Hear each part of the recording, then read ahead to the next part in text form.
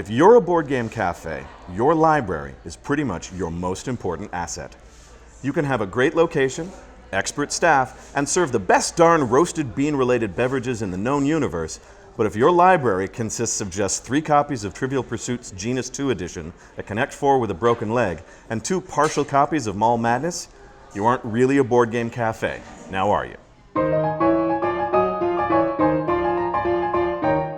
Most of our first-time visitors are surprised to find out that our wall is not organized alphabetically. Now, alphabetical is fine if your customers know exactly the name of the game they're looking for, but most of the time they're not going to. And besides, alphabetical would mean that Eclipse is right next to Eclipse New Dawn. And Phantom of the Opera would be with Fauna and Fandooble, not with the rest of the Mr. Jack family of games where it really belongs. It took a lot of time and effort to implement, but the best system we've found for organizing our collection is our coordinate stickering system.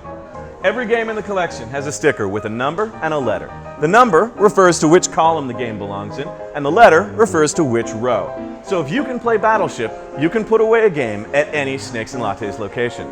Now, of course, we have plenty of empty game return shelves for those people who don't know about the stickers or just feel like not using them. Some of our more eagle-eyed viewers may have noticed that there are colored stickers on the spines of the games in our collection. These aren't just for decoration. The colored sticker system helps our customers decide if the game that they're looking for is the right game for them. We have blue stickers on any game that we think works well for 2 people. Now, once upon a time, we had a whole section of the wall dedicated for 2-player games, but what we found was that a lot of games that are great for 2, but also support more, were being overlooked by larger groups. So games like Finca, Carcassonne, or Ticket to Ride weren't getting played by groups of 3 or more because they were in the 2-player section. Now, a lot of people wonder, why not just go by the player count on the box? Well, that's because sometimes the box lies. A game may say that it's good for 2 people when in reality it uses some sort of variation on the rules or requires a dummy player, and that's just not really good for 2. Other times, they'll say you need 3 or more people when in reality the game is just awesome with 2.